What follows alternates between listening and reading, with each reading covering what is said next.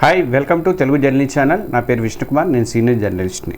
పాక్ ఆర్థిక సంక్షోభంలో కొట్టుమిట్టాడుతుంది. భారత్లో ఉగ్రవాదాన్ని ఎగదోసి టెర్రరిస్టులకు ట్రైనింగ్ ఇచ్చి మన దేశానికి పంపించి ఏటా వందలు వేలల్లో జనాల్ని ప్రాణాలు తీసుకుంది.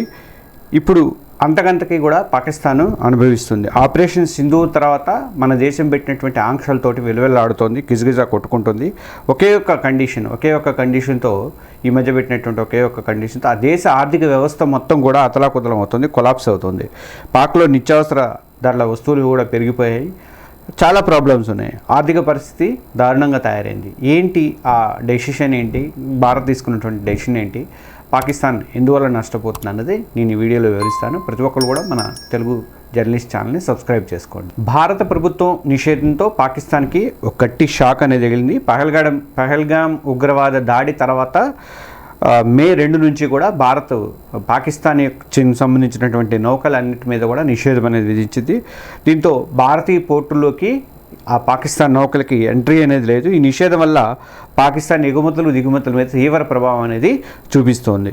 సాధారణంగా 30 నుంచి 50 రోజుల ఆలస్యం జరుగుతుంది. ప్రతి ఒక్క వస్తువు వాళ్ళకి చేరడానికి 30 నుంచి 50 రోజుల ఆలస్యం అనేది జరుగుతుంది.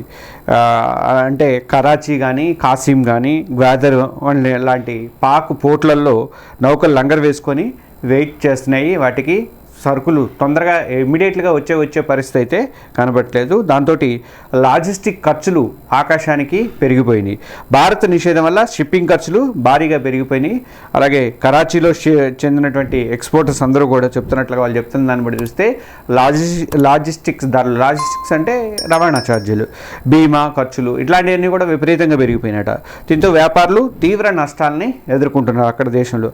పాక్ ప్రభుత్వం దొడ్డిదారులు ఏం చేసిందంటే సరుకు రవాణాని చేసుకోవడానికి ప్రయత్నించింది. మన జలాల్లోంచి వెళ్లకుండా వెళ్ళే పరిస్థితి లేదు. వెళ్ళడానికి ప్రయత్నం చేసే విధంగా కొన్ని దొడ్డిదారిగా ప్రయత్నం చేసినప్పుడు అప్పుడు మన Indian directorate of revenue intelligence DRA వాళ్ళు ఆపరేషన్ డీప్ మేనిఫెస్ట్ అనే దాని ద్వారా UAE కానీ, శ్రీలంక కానీ, సింగపూర్ నుంచి వచ్చేటువంటి పాకిస్తాన్ నౌకల్ని సరుకుల రవాణాని కూడా వాళ్ళు అడ్డుకుంటున్నారు.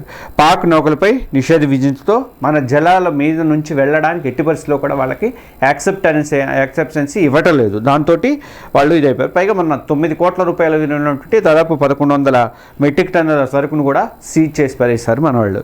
ఇక పాకిస్తాన్ పోర్ట్ల ఆదాయం మీద కూడా ఈ ఎఫెక్ట్ అనేది బాగా పడింది. కరాచీ కానీ, కాసిం కానీ, గ్వాదర్ పోర్ట్లు కానీ పాక్ GDPకి 0.5 ఇదని రెవెన్యూ అనేది తీసుకొస్తాయి. ఈ పోర్టుల ద్వారా దాదాపు ఏటా 15,000 కోట్ల రూపాయల ఆదాయము పాకిస్తాన్కి వస్తుందన్నమాట. కానీ భారత్ నిషేధించడం వల్ల ఈ పోర్ట్లలో బాగా ఆదాయం అనేది బాగా తగ్గిపోయింది. ఇంకోటి ఏంటంటే 2018లో భారత్ పాక్ వాణిజ్యము $2.41 బిలియన్ ఉంటే ఇప్పుడు అది $1.2 బిలియన్ పడిపోయింది. మనతో కూడా వాణిజ్యం కూడా లేకపోవడం కూడా వాళ్ళకి చాలా ఎఫెక్ట్ అనేది పడింది. ఇక నిత్యావసర వస్తువులు ఆకాశాన్ని అంటుతున్నాయి.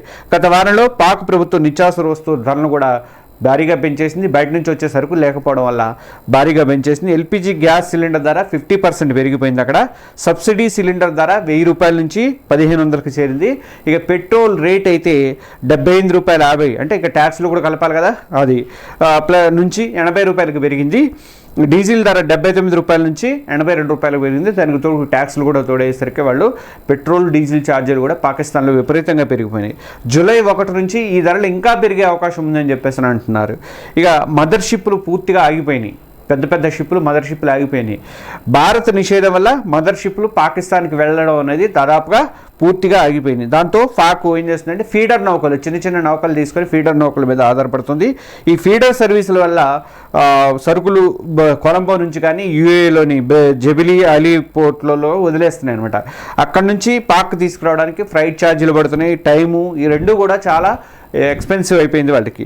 పాక్ మ్యారిటైమ్ మంత్రి అయినటువంటి మెహమ్మద్ జునైద్ అన్వరీ ఏమన్నారంటే మేము ట్యాక్సులు తగ్గిస్తున్నాం 50% అని చెప్తున్నాడు. కానీ ఆ సమస్య మాత్రం ఇంకా అలానే ఉంది. నిత్యావసర వస్తువుల ధర మీద ప్రభావం పడుతుంది. మొత్తం బయట నుంచి ఇంపోర్ట్ చేసుకోవడానికి వాళ్ళకి సరుకులు కూడా ఇదైపోయి ఆర్థికంగా చాలా దెబ్బతింది. ఎగుమతులు దిగుమతులు ఆలస్యం అవుతున్నాయి, ధరలు పెరిగిపోయినాయి, తర్వాత పోర్ట్ ఆదాయాలు కూడా పడిపోయినాయి. ఇవన్నీ కూడా పాకిస్తాన్ని గిలగిల్లాడేలాగా చేస్తున్నాయి. పరిస్థితి మారాలంటే పాకిస్తాన్ ఎట్టి పరిస్థితుల్లో కూడా మన దేశం మీదకి ఉగ్రవాదాన్ని ఎగదోయకుండా ఉంటామని హామీ ఇవ్వాలి. ఉగ్రవాదుల ట్రైనింగ్ సెంటర్లని మూసేయాలి. ఉగ్రవాదులకి పీఓకేలో ఇప్పుడు కొత్తగా మళ్ళీ ట్రైనింగ్ సెంటర్లు కూడా ఓపెన్ చేస్తున్నారు. నెక్స్ట్ వీడియోలో చెప్తాను నేను దాన్ని కూడా. ఈ వీడియో మీద మీ అభిప్రాయాన్ని కామెంట్ రూపంలో తెలియజేయండి. మన ఛానల్ తెలుగు జర్నలిస్ట్ ఛానల్ని సబ్స్క్రైబ్ చేసుకోండి, బెల్ ఐకాన్ ప్రెస్ చేయండి. ఈ వీడియో నచ్చితే కంపల్సరీగా ఒక లైక్ బటన్ ఇవ్వండి. Thank you.